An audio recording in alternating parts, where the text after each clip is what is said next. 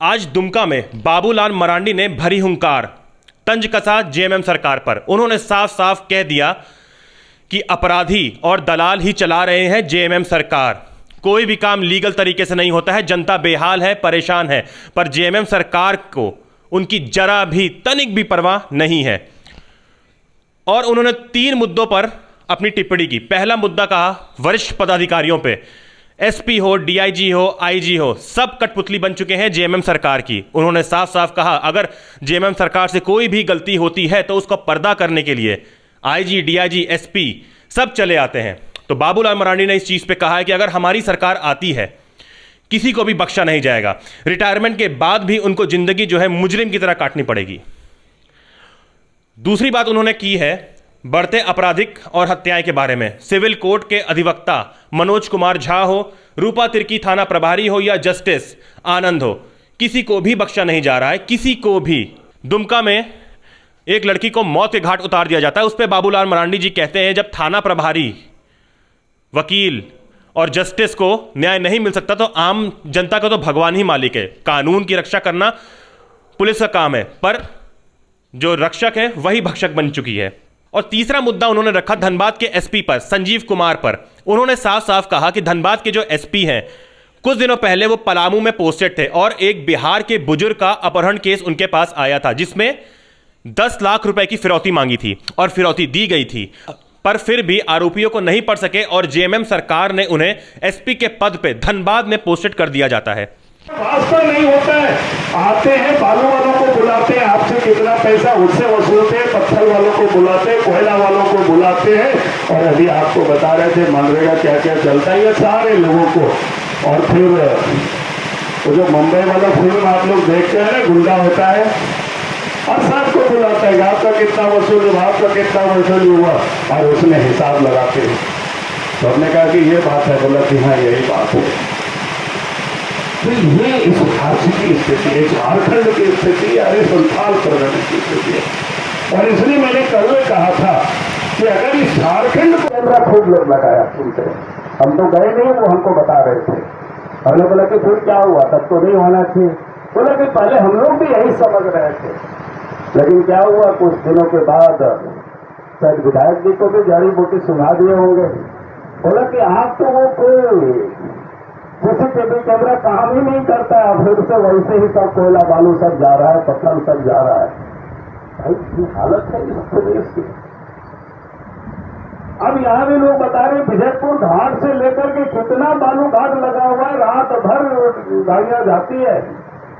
हमें तो बताया कौन पत्रकार यहाँ पता नहीं है, मैं तो लोग बताया कि आए थे, लोगों ने कहा कि आपको यही हम लोग गाड़ देंगे, तो बड़ा मुश्किल से भागा है वहां से। तो भाई आप सोचो, यहाँ तो लूट मची हुई है। पहले हम सब लोग सोचते थे सरकार का काम है लूट को रोकना, सरकार का काम है अपराधियों को पकड़ना। तो कहा कि देश भर में प्रचार किया, ये कानून है, मुसलमानों को भगा दी जाएगी। पूछा बार बार, बताओ ये कौन सा फौज में है इस प्रकार के प्रावधान, लेकिन नहीं समझेंगे, क्योंकि ये लोग जिद मजे करके रखेंगे।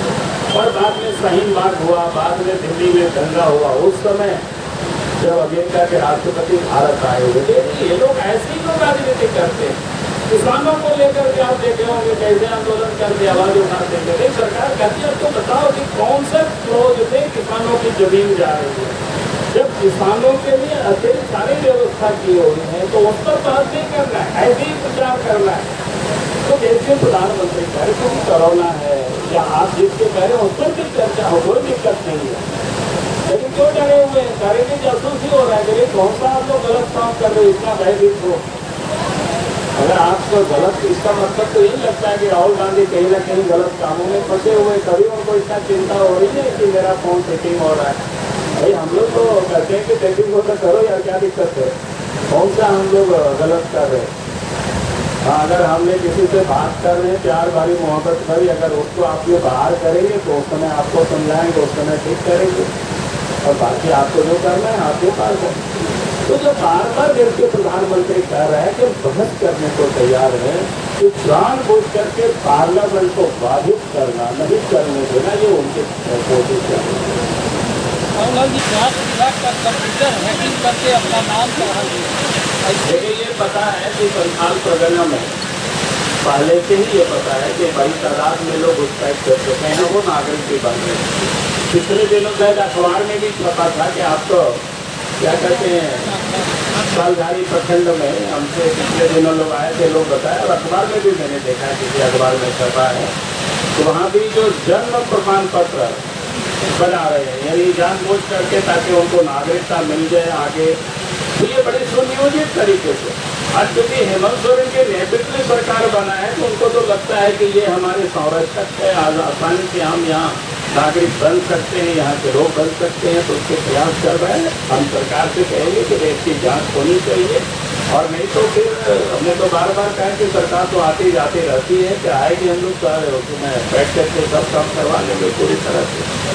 फिर जैसे अभी रोहिंग्या को कश्मीर में से भगाया जा रहा है, तो उस समय अगर घर द्वार बना के भी रहेगा तो उन लोगों को या तो डिटेंशन सेंटर होगी वहाँ उनको रख दिया जाएगा, या फिर वापस कर दिया जाएगा, तो किसी टीम के लिए तैयार रहे सब लोग। हो गया और कुछ? चलो और बोल। अगर आप इस चैनल पर नए हैं तो हमारे चैनल को लाइक, शेयर एंड सब्सक्राइब जरूर करें ताकि आने वाली देश विदेश की खबरें आपको मिलती रहे। स्वदेश वाणी।